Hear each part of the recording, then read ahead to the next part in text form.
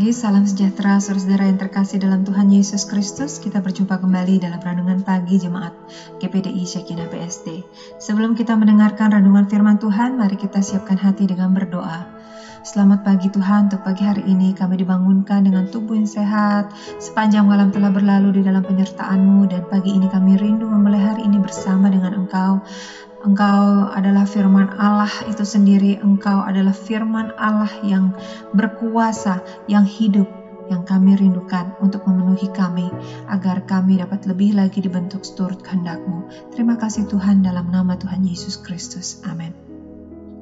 Saudara, renungan pagi ini terambil dari kitab Yesaya pasal 55. Saudara dapat membaca keseluruhan pasal 55. Saya akan membacakan ayat yang ke-10 dan 11 saja untuk saudara. Demikian firman Tuhan. Sebab seperti hujan dan salju turun dari langit dan tidak kembali ke situ, melainkan mengairi bumi, membuatnya subur dan menumbuhkan tumbuh-tumbuhan, memberikan benih kepada penabur dan roti kepada orang yang mau makan. Demikianlah firman-Ku yang keluar dari mulutku, ia tidak akan kembali kepadaku dengan sia-sia, tetapi ia akan melaksanakan apa yang ku kehendaki dan akan berhasil dalam apa yang kusuruhkan kepadanya. Tema renungan pagi ini saya berikan judul hidup dalam kepenuhan firman Tuhan atau hidup dalam pengenapan firman Tuhan. Setiap ada kesaksian orang yang bertobat mengenai Yesus, saya selalu mengingat ayat ini dan memperkatakannya dalam hati saya dengan rasa kekaguman. Banyak kesaksian yang buat saya kagum, seperti kesaksian dari orang-orang yang beragama seberang menjadi pengikut Kristus, dari orang-orang berprofesi sebagai pembunuh, kemudian teroris, menjadi pengikut Kristus yang militan. Seperti kisah hidup Saulus sendiri yang berubah menjadi Paulus karena Tuhan sendiri yang menghampirinya, Tuhan sendiri yang berbicara kepadanya, Tuhan sendiri yang berfirman kepadanya.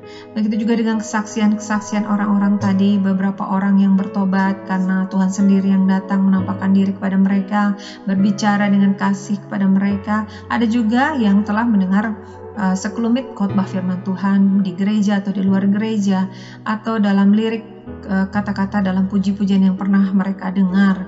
Tapi akhirnya endingnya orang-orang tersebut akhirnya menerima Tuhan Yesus dan diselamatkan.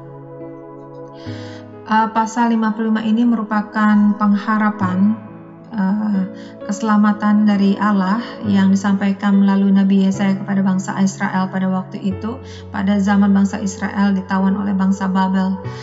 Tuhan menegaskan bahwa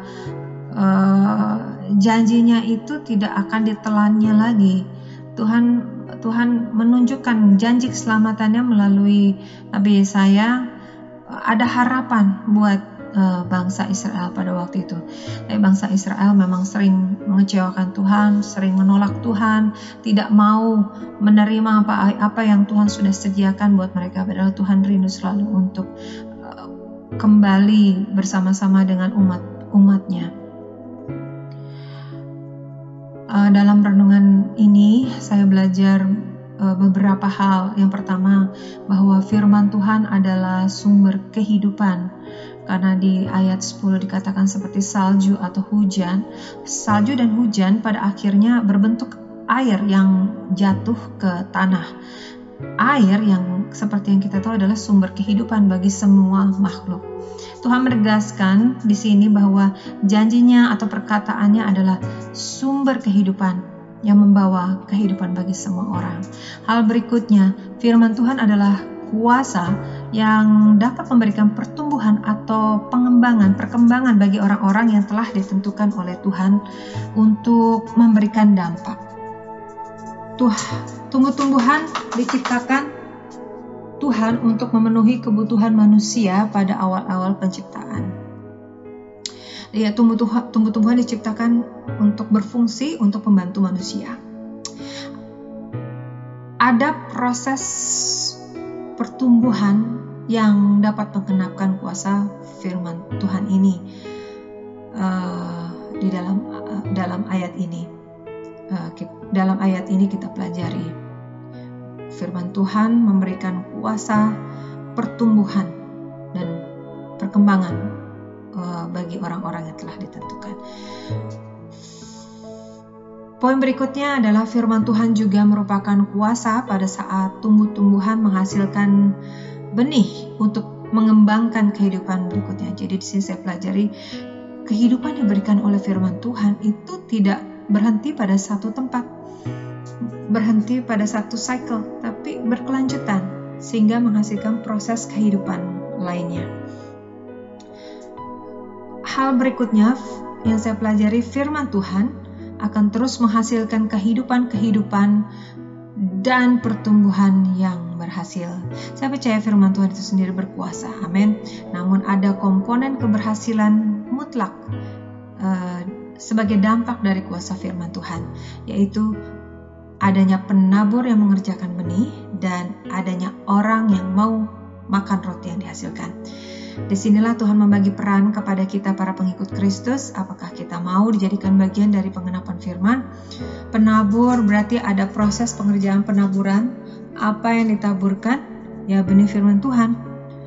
Para pengikut Kristus bukan hanya pendeta atau gembala, tapi bisa siapa saja seperti saya dan saudara, yang memang kita sendiri sudah menerima sumber kehidupan itu, yaitu firman Tuhan yang memenuhi hidup kita.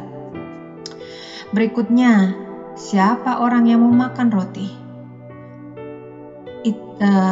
Roti adalah hasil yang sudah bisa dimakan oleh orang yang mau makan. Kuncinya adalah orang yang mau makan. Saya merenungkan bagian ini, berarti ada orang yang tidak mau makan juga ya. Bagaimana dengan mereka yang tidak mau makan? Ya, akan kelaparan terus, akan selalu kekurangan, selalu gelisah, tidak ada damai, sampai akhirnya dia mau makan roti kehidupan yang disediakan Tuhan. Roti bermakna sebagai bahan makanan pokok, seperti nasi kalau orang Asia. Makanan pokok, sumber karbohidrat, sumber energi untuk berkegiatan. Yesus berkata dalam Yohanes 6 ayat 35 bahwa akulah roti hidup, barang siapa datang kepadaku, ia tidak akan lapar lagi, dan barang siapa percaya kepadaku, ia tidak akan haus lagi. Yesus adalah makan pokok dan final. Titik. Hal yang berikut lagi, seperti hujan dan salju yang telah turun, tidak akan kembali ke langit. Firman Tuhan tidak akan kembali kepada Tuhan tanpa hasil. Pasti ada hasil. Dengan dua komponen pokok tadi ya. Keberhasilan menurut ukuran Tuhan adalah keberhasilan seturut kehendak Tuhan, baru dikatakan berhasil. Kehendak Tuhan itu merupakan kemauan Tuhan, pilihan Tuhan, keputusan Tuhan, selera Tuhan, aturan Tuhan. Nah, bagaimana mengetahui pilihan Tuhan atau maunya Tuhan? Ya, hidup mendekat dengan Tuhan. Hidup dalam kepenuhan Roh Kudus, merenungkan firman-Nya siang dan malam. Maka apapun dilakukan, dipikirkan oleh umat Tuhan, dikatakan oleh umat Tuhan adalah berdasarkan firman Tuhan yang hidup. Kalau saya lihat di sini luar biasa, flow-nya dari awal, prosesnya dan hasil akhirnya adalah penuh dengan firman Tuhan. Hidup kita bila penuh dengan firman Tuhan, hidup kita adalah penggenapan firman Tuhan. Tuhan juga membagi peran dengan kita sebagai pekerja atau penabur firman Tuhan. Apakah saudara bersedia? Apabila saudara bersedia, mari kita sama-sama berdoa. Bapa Sorga yang kami sembah dalam nama Tuhan Yesus, kami bersyukur kami menjadi bagian dari janji-Mu. Hidup kami adalah penggenapan dari firman-Mu, dan kami rindu untuk selalu menjadi bagian dalam penggenapan firman-Mu.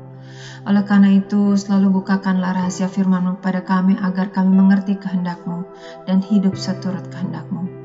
Berikan juga keberanian bagi kami untuk selalu menaburkan firman-Mu agar dapat mendatangkan jiwa-jiwa untuk diselamatkan bagi-Mu. Sedikit apapun kami memberitakan firman-Mu, kami berdoa agar benih firman Tuhan yang telah ditaburkan dapat memberikan kehidupan bagi orang yang menerimanya. Kami juga berdoa untuk sepanjang hari ini tetap dalam penjagaan dan penyertaan-Mu. Dalam nama Tuhan Yesus Kristus kami bersyukur. Haleluya. Amin.